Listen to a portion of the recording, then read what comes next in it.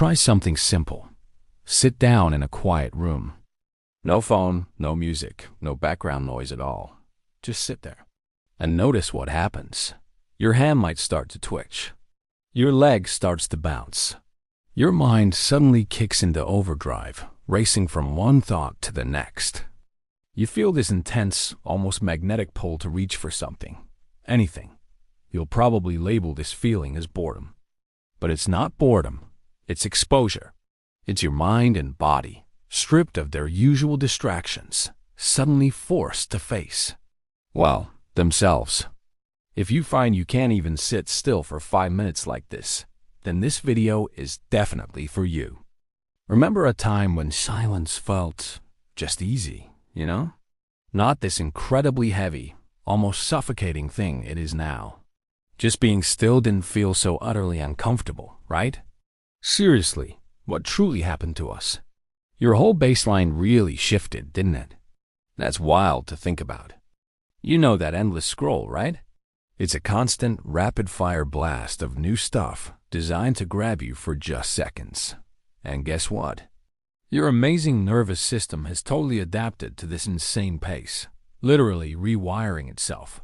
Pretty wild, huh? Now, silence feels like deprivation. It feels like something is missing, like you're being starved of a vital nutrient. It's not because silence itself is inherently painful or bad. It's because constant stimulation has become your new normal. And when a fast-paced, high-input life becomes your default setting, anything slow feels fundamentally wrong. When non-stop noise becomes the constant soundtrack to your life, quiet starts to feel threatening. It's like being a deep-sea fish brought to the surface. The pressure change is just too much. Your internal environment has been recalibrated for a world of noise, and now stillness feels like a system error. It feels unnatural because you've trained yourself to believe that natural is a state of constant engagement, constant input, constant motion.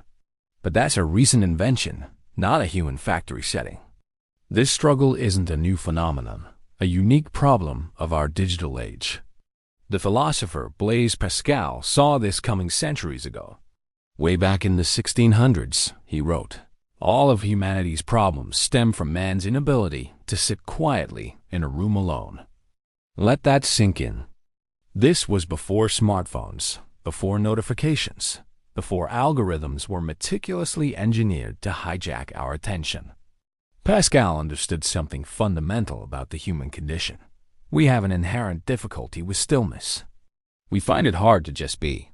In fact, it's the opposite. We struggle with it because it removes our distractions. And when all the distractions are gone, when the noise fades away, we are left alone with ourselves.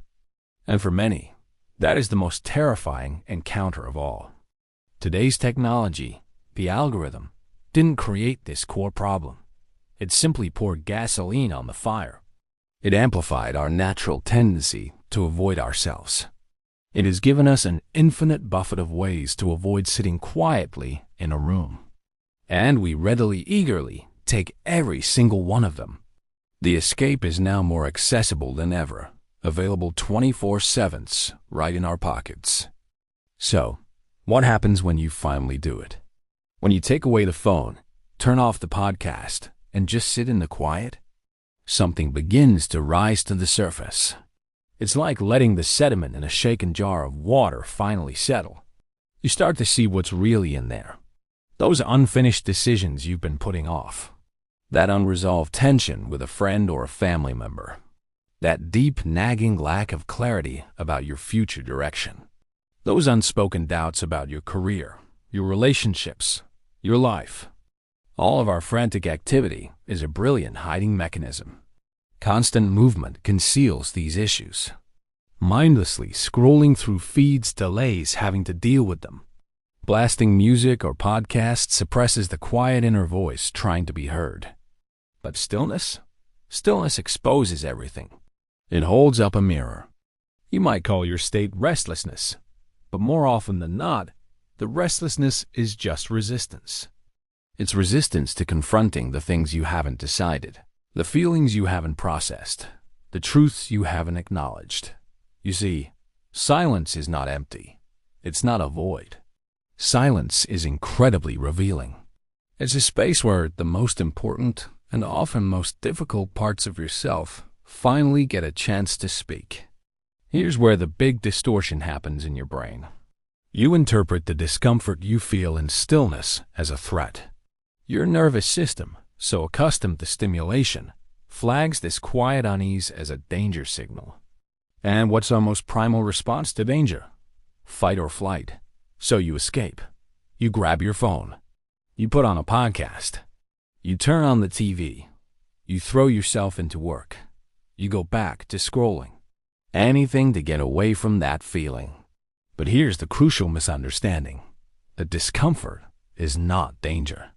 It's data. When you sit still and that wave of anxiety or uneasiness washes over you, it's your mind trying to surface something important, something unfinished that needs your attention. It's a signal flare from your subconscious. But you've trained yourself reflexively to exit the situation before you even have a chance to decode the message. You run from the signal instead of reading it. And every time you do that, you shrink your tolerance for that feeling just a little bit more. Over time, through thousands of these little escapes, your ability to sit with even mild discomfort evaporates. And eventually, you arrive at the conclusion, I just can't sit still. But that's not true. You absolutely can.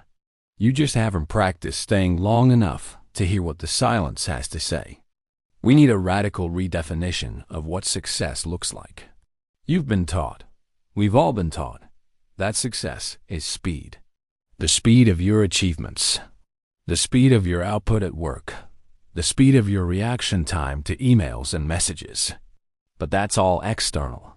That's a measure of your interaction with the world outside. Real, internal stability is something else entirely. What if true success isn't about achievements, but something deeper? I think it's truly being okay just chilling by yourself in a quiet room, you know? No phone, no TV, just you. It's finding absolute peace with your own mind, honestly, without needing distractions to feel good. That's pure psychological independence, right?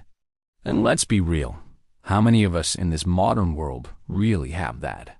So many are hooked on constant external stimulation just to feel normal. Okay, let's just get super real for a sec. You know, I honestly don't think you have a focus problem. Nope, not really. What you really have is a tolerance problem, right? A tolerance for just chilling out, for stillness, for being alone with your own thoughts. It's wild, but we don't actually hate silence. We fear what silence might reveal about us. The algorithm, that sneaky thing, has totally trained your attention to just bounce around like a frantic hummingbird. But here's the kicker. We let it redefine our baseline for what even feels normal. Kinda crazy, don't you agree? That's not the algorithm's responsibility. That's yours. So the next time you try, if you can't sit still for just 10 minutes, don't just get up and run. Ask yourself one simple question. What am I avoiding hearing right now? True awareness isn't about feeling comfortable all the time. It's about accountability to yourself. Thanks for watching.